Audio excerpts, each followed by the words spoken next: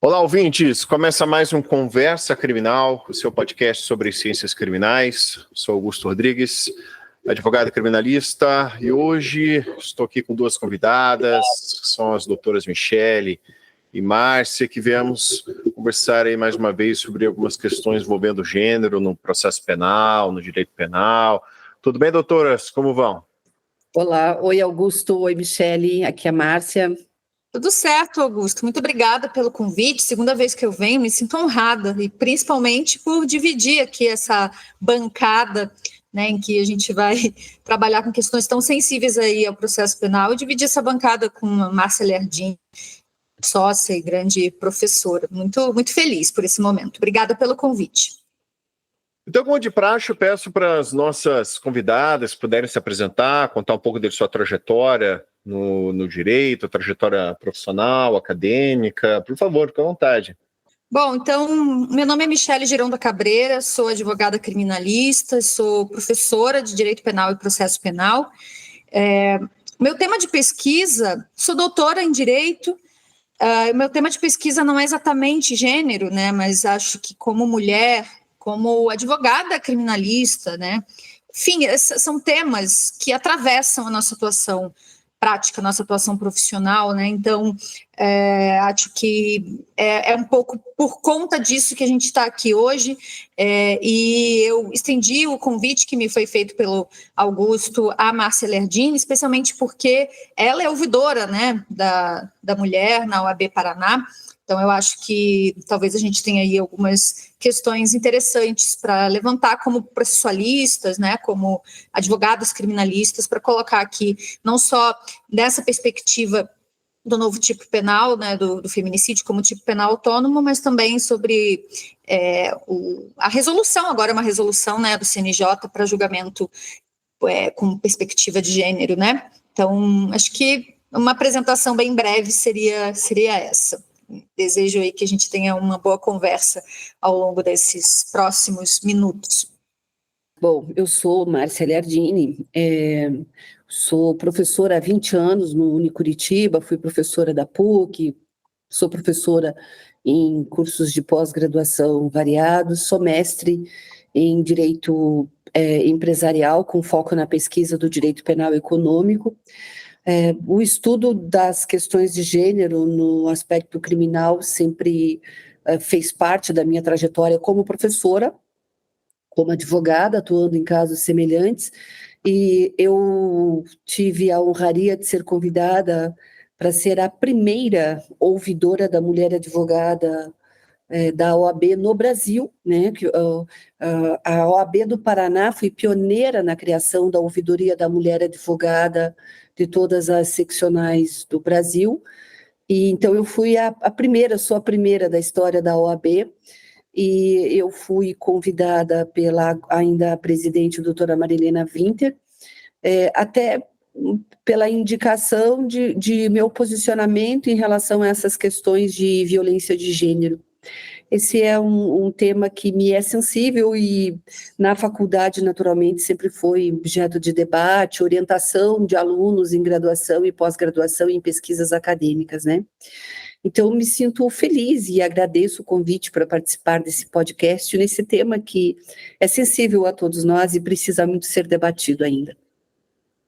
Bem, como eu havia conversado com a Michele nos bastidores, além de discutir essa questão importante, né, que é da violência de gênero, aproveitamos o que foi, né, recentemente publicada essa alteração no Código Penal que criou o tipo penal autônomo do crime de feminicídio, né, que ele já havia ali, era uma forma, né, de homicídio qualificado, e daí com essa alteração recente foi criado o tipo penal específico do artigo 121A, que prevê daí uma pena, em vez de 12 a 30 anos, né, como seria um homicídio qualificado, sim uma pena de 20 a 40. Então, eu já lanço a primeira pergunta, até em tom de provocação também, porque o que normalmente os advogados sempre, ou normalmente quem tem uma visão mais crítica, né, do direito penal, sempre a questão de que a resposta do legislador é sempre encarcerar mais e por mais tempo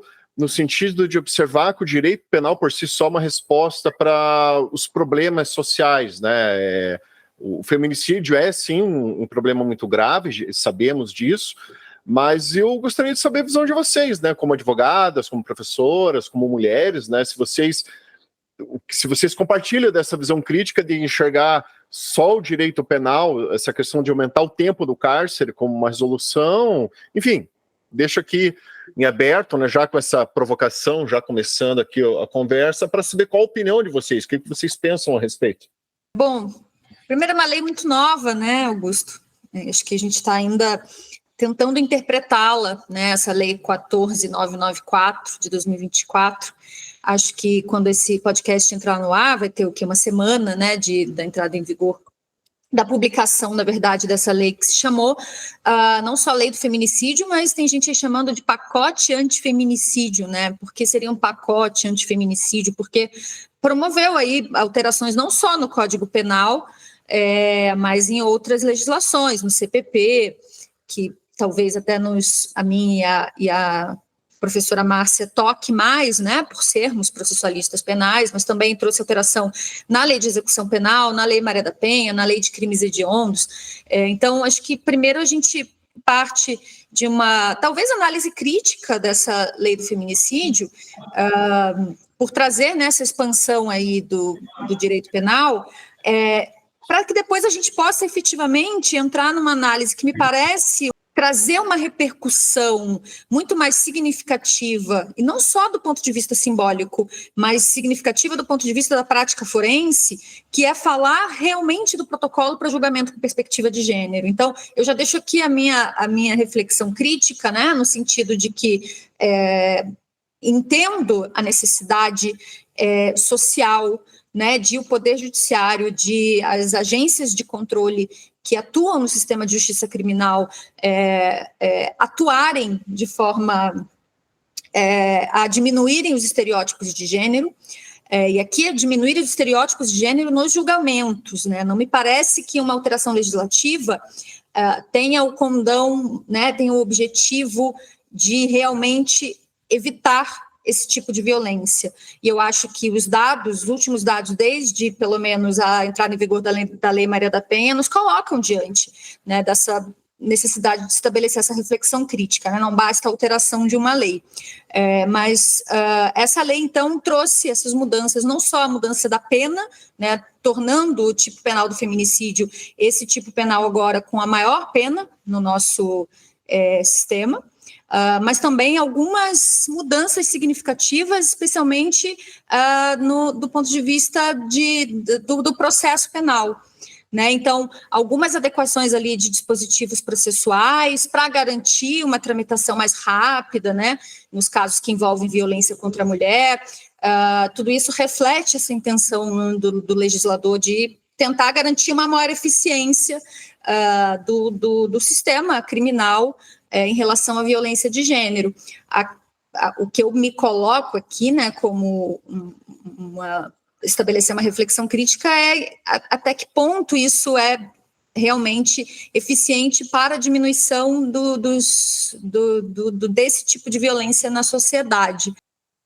Evidente que não posso discordar da professora Michele, nem da própria colocação do Augusto sobre isso, mas para mim, eu olho para esta nova lei, essa lei 14.994 de 2024, que ela é chamada de pacote antifeminicídio, como se um pacote antifeminicídio se limitasse a aumentar a pena. Mas vamos lá. É tradição no Brasil responder aos conflitos sociais com o direito penal. A gente sabe que não funciona. A gente sabe que no discurso formal do direito penal, quando a gente pega uma doutrina sem a reflexão crítica, e a doutrina vai dizer para que serve o direito penal, qual é a missão da pena. Você vai encontrar na melhor doutrina o seguinte discurso: a missão do direito penal é a de proteção dos bens jurídicos mais relevantes dentro de uma sociedade, e a pena tem a função, a missão de servir num plano abstrato, né, enquanto ali uma promessa de sanção, ela tem a finalidade de contramotivar os comportamentos. Então, como exemplo, né, se eu sei que se eu matar, eu vou me submeter a uma elevada pena, sei que se furtar, vou me submeter a uma pena.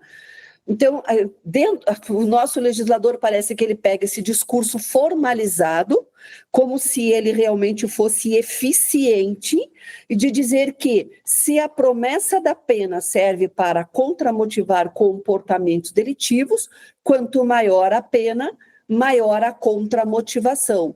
A gente sabe que isso não funciona, porque conflitos sociais a gente resolve com políticas públicas de inserção social e de educação das pessoas. Mas, por outro lado, eu vejo também que a lei, as regras legislativas fazem parte de uma cultura, de uma sociedade num determinado momento, né? Então, vamos pensar assim, eu, Márcia, eu sempre digo isso, eu me olho no espelho e penso, no ano em que nasci, o Código Civil vigente, no ano em que nasci, ele dizia que a mulher era um ser relativamente incapaz e que mulheres precisavam de autorização do marido para vender o próprio patrimônio, se não do marido, do pai ou do irmão, de um homem que fizesse, às vezes, de gestor do seu destino. Veja, isso era uma lei. E eu nasci em 1970, eu tenho 54 anos, e hoje nós estamos sentados aqui discutindo alterações legislativas que estão dizendo bem assim para a sociedade: olha a sociedade, violar direitos das mulheres é extremamente grave. A mulher é um ser humano dotado de dignidade, dona do seu próprio destino, e quando você deixar de reconhecer isso, o Estado vai se impor sobre você com uma violência muito maior, né?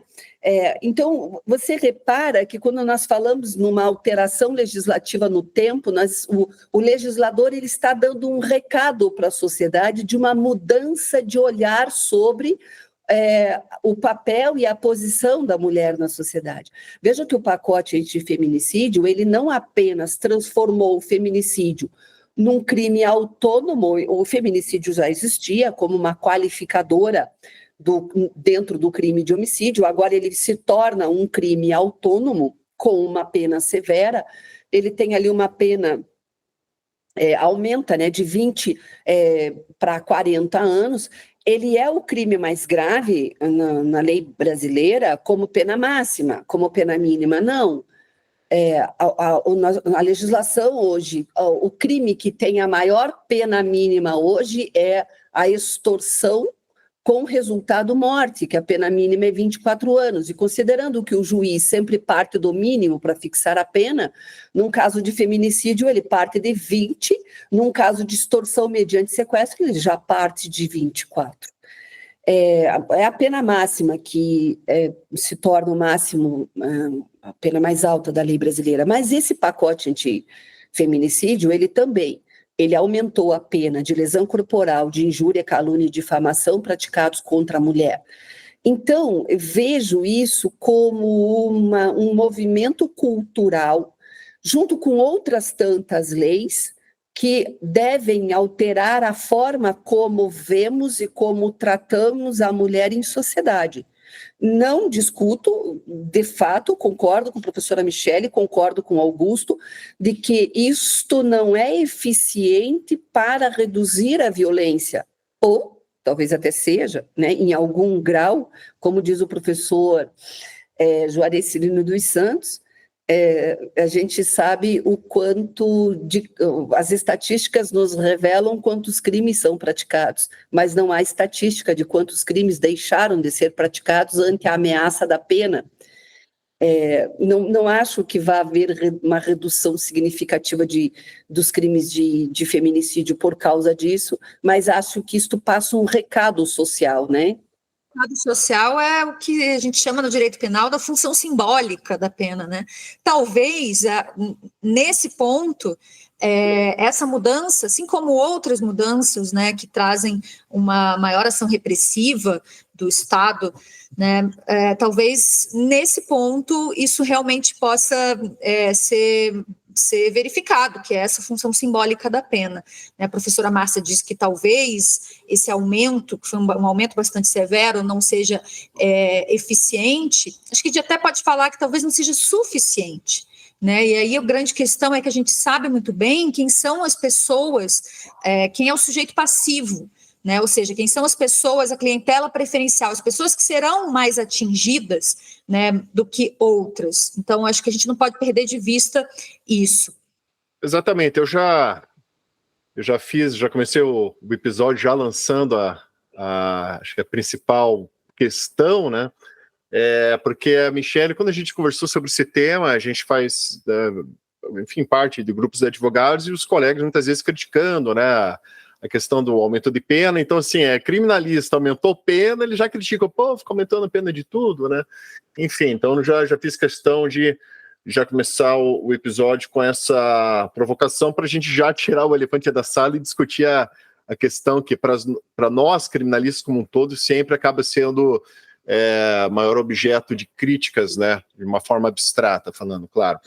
Mas vejo muitas situações em que o próprio poder público poderia evitar uma situação de violência doméstica escalasse para uma situação dessa, seja uma lesão corporal, mesmo um feminicídio, por uma falha do poder público, ela acaba escalando muitas vezes de uma ameaça ou de uma perseguição para um caso de uma violência mais severa, no sentido de que, por exemplo, era um caso que eu estava atuando pela vítima e era um caso de perseguição, Então, aquela história que infelizmente é comum, da mulher que ela termina ali o relacionamento, o homem não aceita e começa a perseguir de forma insistente essa mulher, no trabalho, mensagens e por aí vai. Orientei minha cliente a procurar a delegacia da mulher, infelizmente eu não pude acompanhá-la, porque ela reside em outro estado, federação, e é uma amiga, que até fez esse acompanhamento à distância. Enfim, o tratamento que ela teve na delegacia da mulher, que ela até perguntou, procura a delegacia aqui da minha região ou vou na da mulher? Não, vá na delegacia da mulher, porque a Lei Maria da Penha coloca que a delegacia da mulher vai ter um atendimento específico, um tratamento, digamos, mais humanizado, evitar essa revitimização da mulher. Então, procure lá. Enfim, o atendimento lá foi bem lamentável, Ali foi, a legislação mesmo coloca que preferencialmente uma mulher, que vai realizar esse atendimento. Ele foi um escrivão e o cara estava quase como advogado do homem ali, Estava quase que chamando o noticiado de vítima ali, quase que isso. Mas enfim, foi requerida, orientei ela a requerer medida protetiva. Foi requerida, a delegada pediu medida protetiva para o juiz, a legislação coloca o juiz, a Lei Maria da Penha tem até 48 horas para despachar a medida protetiva. Eu quase que tive que implorar para o juiz para ele dar medida protetiva, peticionei várias vezes nos autos, marquei para despachar virtualmente com esse juiz, ele levou acho que mais de uma semana, e eu várias vezes peticionando, olha, conforme a disposição da Lei Maria da Penha, 48 horas, e enfim, que eu quero dizer que são situações que vão além da lei, pela própria estrutura do Estado, de uma ineficiência do Estado, seja ali no ambiente policial ou mesmo da autoridade judiciária, que não toma essa providência para evitar que essa mulher sofra, porque esse é o objetivo, a gente evitar que essa mulher sofra essa violência, enfim, foi um caso meio recente que aconteceu comigo, mas felizmente conseguimos a medida protetiva e esse ex-companheiro não tem se aproximado dela. E a partir disso, o que vocês enxergam também, essas questões que vão além da legislação, da própria atuação do Poder Judiciário, ou mesmo da Polícia, ou do Ministério Público? Eu acho, tem um dito, uma passagem do Carnelucci, em que ele diz que é melhor ter más leis e bons juízes do que boas leis e maus juízes. É claro que a gente gostaria de ter o melhor dos mundos, que seria boas leis e maus juízes, e bons juízes.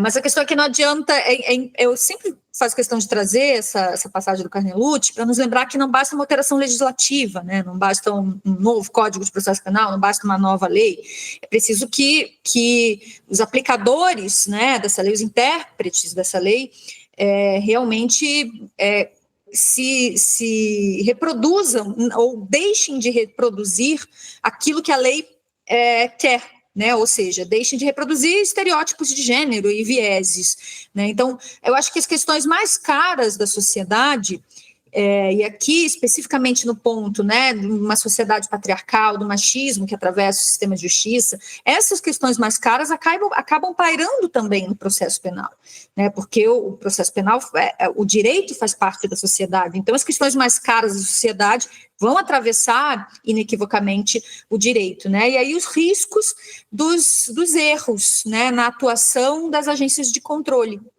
Quais são esses riscos? Isso que você acaba de nos contar, que nós sabemos, quem atua na prática forense sabe que, infelizmente, é uma prática rotineira, né? Então, por isso que a crítica que a gente faz ao recrudescimento penal não é uma crítica à crítica, não é porque somos abolicionistas ou garantistas, a questão é que a gente precisa que, efetivamente, na prática, né, os juízes, especialmente delegados, delegadas, magistradas, tenham uma atuação que hoje a gente chama, né, existe essa expressão, né, uma atuação que siga um protocolo para o julgamento com perspectiva de gênero.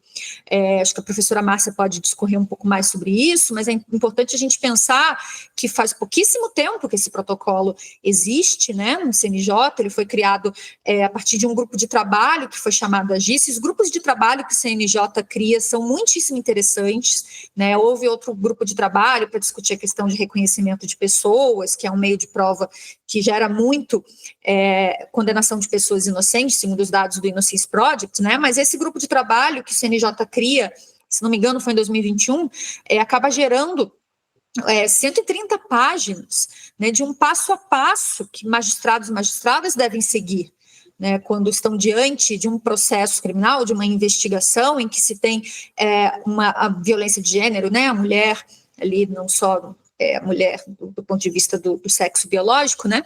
Mas quando se tem essa vítima, né? Como fazer para que essa pessoa, essa mulher, não seja revitimizada? Né? Então, hoje não é apenas uma recomendação, é uma resolução, ou seja, é obrigatório que os magistrados e magistradas sigam esse protocolo, sigam esse passo a passo, né? E aí aqui eu me coloco como uma verdadeira entusiasta disso. Eu acho que aqui, efetivamente, a gente tem uma perspectiva de mudança. Nós estamos num momento em que essa virada de chave do tratamento da mulher ficou mais consistente, né? Mas é claro que quando a gente fala em recrudescimento da lei penal, nós sabemos por experiência, não só nossa profissional, mas basta olhar os livros de sociologia para que a gente saiba que o recrudescimento penal não vai resolver este problema.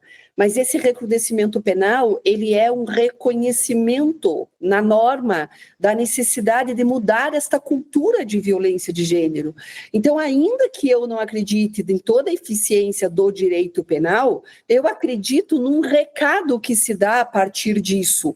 E eu não acredito que os homens vão deixar de matar a mulher só porque a lei tornou este crime mais gravoso. Quem quer matar, vai matar, e a gente sabe que a medida protetiva também não protege a mulher do homem que pretende matá-la, porque quando ele decide matá-la, ele vai matá-la. Mas acontece que quando nós estamos falando de uma mudança de uma cultura, de que cultura nós estamos falando? Me permitam, então, até a gente chegar no protocolo de violência de gênero, me permita tomar um pouquinho do tempo para pensar assim, ó, eu imagino que alguns homens, alguns não, eu diria que talvez muitos homens e talvez muitas mulheres, porque a gente vive num país tão politicamente polarizado, em que mulheres, elas se colocam contra o feminismo, desconsiderando, inclusive, que a possibilidade de fazer oposição ao feminismo lhes foi dada pelo próprio feminismo. Então, de que mudança nós estamos falando? Vamos voltar um pouquinho, gosto de citar Simone de Beauvoir, não dá para deixar de citar essa filósofa tão importante, eu gosto de uma frase dela, no livro O Segundo Sexo, que ela publicou em 1949, né? E veja, 1949, eu nasci em 70, e em 70 a mulher era relativamente incapaz. E tem uma frase no livro dela que diz assim, ó, a humanidade é masculina, e o homem define a mulher não em si, mas relativamente a ele. A mulher não é considerada um ser autônomo. E de fato, a gente via isso na lei. Então, da onde vem? Voltando um pouquinho, se a gente retroceder, e sem muito, porque vou tomar tempo demais aqui, retrocedendo um pouquinho da história, sem falar nas sociedades primitivas, que as sociedades primitivas elas eram sociedades patriarcais, o subjugo da mulher começa com a criação do Estado, com a noção de formação de propriedade, e aí, então, a mulher é relegada mesmo a um papel de um segundo sexo. Aí, quando a gente volta lá na antiguidade, vamos falar num período da antiguidade, eu tenho, para quem é religioso e vai buscar, eu não sou uma religiosa, isso está nos livros que tratam da evolução dos direitos das mulheres, mas eu me recordo de ter lido que no Novo Testamento o apóstolo Paulo era um homem extremamente machista e o apóstolo Paulo era um defensor, isso no Novo Testamento, de que a mulher deveria aprender em silêncio a ser submissa. A mulher não podia discutir as ordens dadas pelos homens. Há também ainda, deixa eu puxar aqui, deixa eu ver se eu escrevi um artigo sobre isso, que encontrava-se no Novo Testamento, em Eclesiástico, estou achando aqui 25, 26, dizendo que a mulher é um ser ardiloso, toda malícia é leve comparada com a malícia de uma mulher. Agora, vamos voltar um pouquinho, Tertuliano, o imperador Tertuliano, que foi o sujeito responsável por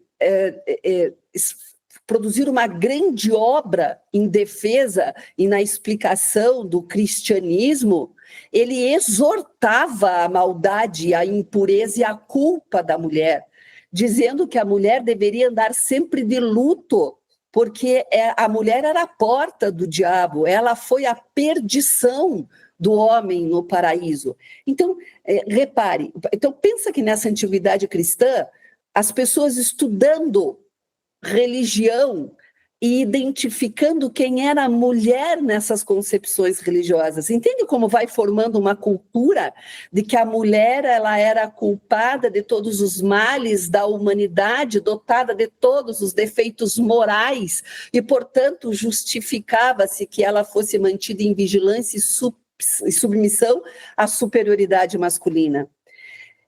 A gente vê, obviamente, né, e há outros livros, Jacques Dallaron dizendo que Jesus foi um grande feminista, Jesus era um grande defensor dos direitos das mulheres, mas os bispos católicos posteriores, eles diziam que as mulheres haviam envenenado o primeiro pai, né, assim como o marido, os filhos.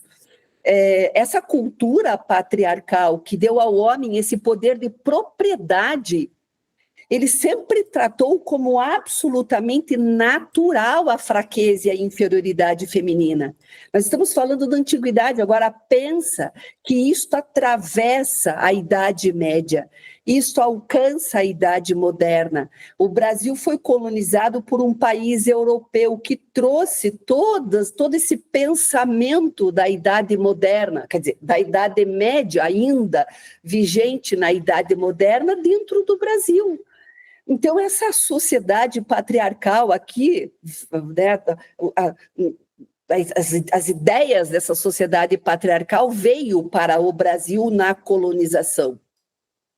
E, por isso, o Brasil não ficou imune a essa cultura de violência contra a mulher. Agora, como é que a gente muda uma cultura que atravessa a antiguidade, atravessa a Idade Média, atravessa a Idade Moderna, não consegue ser alterada pelos ideais da Revolução Francesa ou de todas as revoluções posteriores à Revolução Francesa, que foram fundantes aí de mudanças significativas nas relações de poder? Por que a mudança dessa cultura é mais difícil? Porque é uma mudança de cultura em que o homem perde poder e o homem quer perder poder. Ele não quer perder poder. Quando ele perde o poder sobre a mulher, ele perde o seu poder de homem e ele perde poder econômico.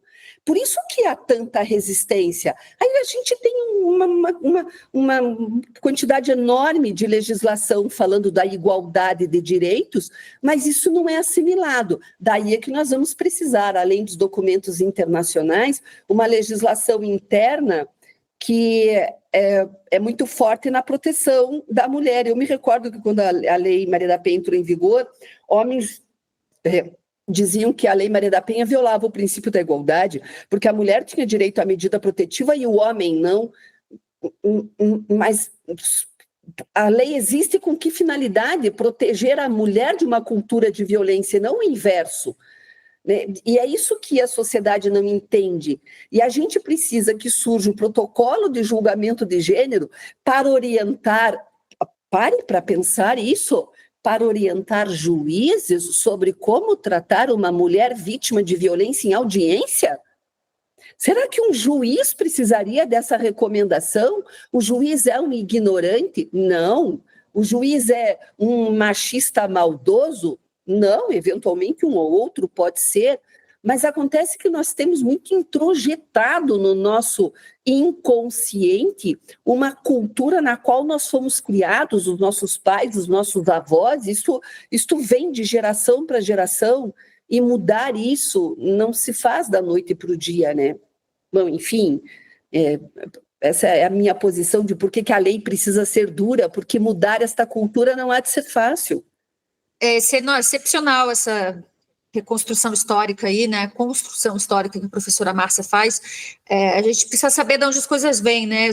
Eu também gosto de uma passagem do Michel Foucault, em que ele fala que a gente, para desnaturalizar algo, porque o machismo, ele está muito naturalizado, né? É um pouco essa ideia de que sempre foi assim e vai continuar sendo, não seremos nós, na nossa geração, que mudaremos isso. Muita gente pensa assim. E aí Michel Foucault vai dizer que a gente só consegue desnaturalizar algo entendendo de onde vem, entendendo a história. Então, é excepcional essa reconstrução histórica aí que a professora Márcia faz. Tem um livro muito interessante, da Silvia Chaquian, que se chama Construção dos Direitos das Mulheres, e nesse livro ela faz, assim como a professora Márcia fez aqui, toda uma construção de onde vêm esses preconceitos e como eles foram construídos historicamente, né? E aí alguns poderiam dizer, mas isso é um academicismo, quem consegue ter, como que eu posso dizer, acesso, né, a esse novo modo de pensar, a essa crítica, que é uma crítica muito própria da academia.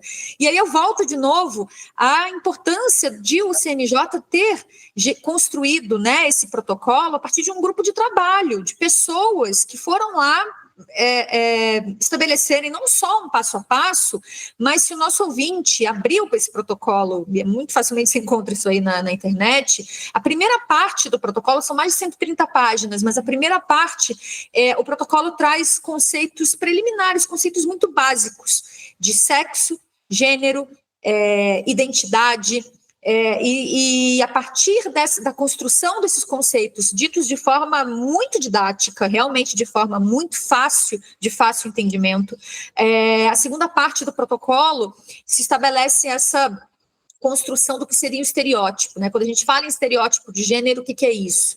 E estereótipos são esses preconceitos, são conceitos baseados em noções generalizantes, descoladas da realidade, nessa ideia de que a mulher é mentirosa, irracional, emocional, né? Todo o contrário à ideia que se tem do homem. O homem, sim, um ser racional, um ser que não mente, né? E aí, como que esse estereótipo de gênero, esses preconceitos se realizam, né, na prática forense dos processos criminais envolvendo uma vítima mulher? Bom, o Augusto colocou aqui algo que a gente vê corriqueiramente, né? Ou seja, muitas vezes perguntas que são realizadas por delegadas mulheres, muitas vezes, a mulheres vítimas de violência de gênero, perguntas que não são feitas para pessoas que são vítimas de crime patrimonial. Né? Então, eu realmente convido o ouvinte a procurar esse protocolo na internet e se deparar com essa primeira parte do protocolo, que traz conceitos sociológicos de sexo, gênero, identidade, que são muitíssimo interessantes, né? E aí, afastando talvez a crítica que se faça que essas conceituações ficam apenas no âmbito aí acadêmico. Acho que não dá mais para sustentar isso hoje em dia. E sobre o protocolo, vocês podem desenvolver mais? Onde o ouvinte ele pode buscar esse protocolo? O protocolo, Augusto, ele é facilmente encontrado na internet. Basta digitar no Google Protocolo de Julgamento de Gênero do CNJ, que ele está ali orientando, né, sobre... como disse a professora Michele, ele é um documento que traz orientações específicas nos casos que incluem mulheres, sejam mulheres aqui principalmente olhando em todos os aspectos de vulnerabilidade.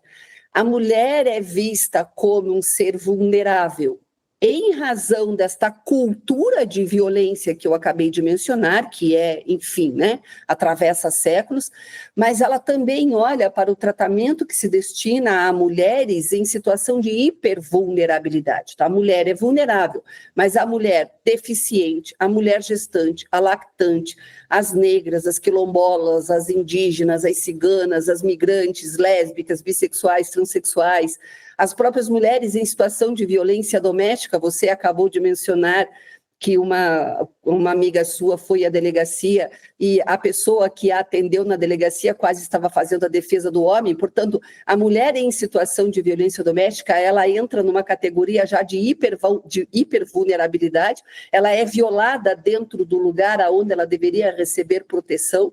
Né? Relembre-se que a Constituição, quando fala que a casa é asilo inviolável, ela trata a casa como asilo. O legislador constitucional não disse a casa é local inviolável, diz que a casa é asilo. E o que é asilo? Asilo é refúgio, e é no refúgio que as mulheres sofrem a violência. Então, ela traz orientações para reconhecer estas vulnerabilidades e hipervulnerabilidades em julgamento, quando se vai ouvir esta mulher, quando se vai deferir em favor dela qualquer medida protetiva ou medida cautelar, quando se destina o tempo de duração do processo para esta mulher vítima de violência, além do protocolo trazer orientações relativas aos julgamentos, também determina aos tribunais que promovam cursos que incluam obrigatoriamente conteúdo sobre direitos humanos, gênero, raça e etnia. Então, ela acaba sendo assim, um documento importante, como mais um documento para produzir uma mudança nesta cultura de violência, e que submete a todos nós, e às vezes os homens não se apercebem do quanto eles também são afetados pela violência que se produz e não se percebe como violência, né? A gente vê assim, mesmo quem não pratica violência contra a mulher, tolera como algo natural na sociedade, porque você acabou de dizer que dentro da delegacia, quem atendeu a sua amiga estava praticamente defendendo o homem. É como se dissesse para a mulher assim, nossa, mas esse tipo de agressão que ele fez para você, isso é uma coisa normal do relacionamento, não é para tanto você vir na delegacia. É como que dizendo para a mulher, olha, 70% das mulheres em território nacional sofrem ao longo da sua vida algum tipo de violência. Então, para pensar, é porque esse é o lugar dela mesmo na sociedade, né? E aí, é por isso que há necessidade de você criar normas, porque se não for por uma educação que venha da escola ou da família, então que venha por imposição social. A imposição social também pode funcionar, né? Aliás, vamos olhar o que é violência de gênero. O que significa dizer a expressão violência de gênero? Como ela é utilizada na doutrina para se referir ao quê? Ela é usada para se referir às relações entre homens e mulheres que são constituídas socialmente e se fundam como relações de poder, colocando a mulher sempre numa situação de subordinação. E isso é tão comum, eu juro para você assim, que eu mesma não consigo entender, e veja como nós não vemos violência onde ela existe. Nós estamos falando de feminicídio porque matar é uma violência e qualquer pessoa limitada consegue entender isso. Mas veja que nós estamos falando de muitas outras formas de violência que a lei de feminicídio, esse antifeminicídio, né, esse pacote antifeminicídio quer reduzir, porque veja que aumenta a pena de crimes contra a honra praticados contra a mulher, de lesão corporal praticados contra a mulher. Lembrando que lesão corporal não é só bater. Produzir também doenças psíquicas numa mulher pode ser lesão corporal ou pode ser o tipo penal específico de violência psicológica contra a mulher. Olha a quantidade de leis que nós temos que agora reconhecem que a violência psíquica contra a mulher também é crime.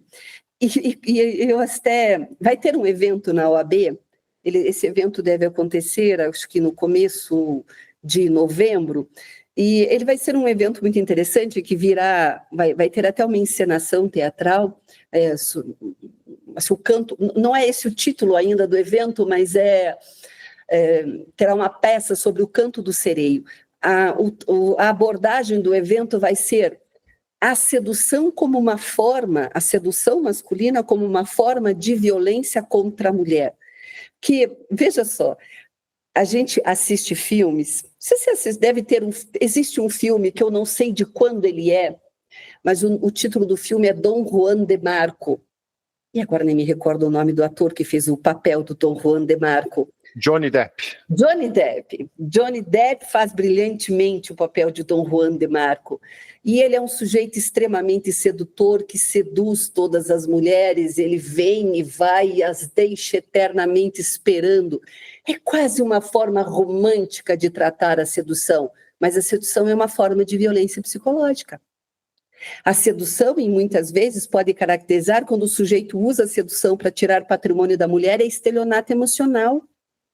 E eu, inclusive, percebo que homens, hoje em dia, e são muito mais homens da minha geração do que os homens mais novos, né? Ainda que os homens mais novos permaneçam com isso, os homens, eles ainda gostam de, nas suas rodas de conversa, contar sobre as suas conquistas sedutoras e trazer o seu álbum de figurinhas das mulheres que eles seduziram, como se fosse um grande ganho deles, tratando mulheres como os objetos das suas seduções, da sua capacidade de sedução. Para mim, não tem nada mais cafona do que fazer isso. Isso são homens, desculpe homens, mas são homens cafonas, que ainda tratam mulheres como objetos sexuais, e eles ainda divulgam isso como suas grandes conquistas, quase que pendurando as suas medalhas de honra ao mérito pelas violências de gênero que praticam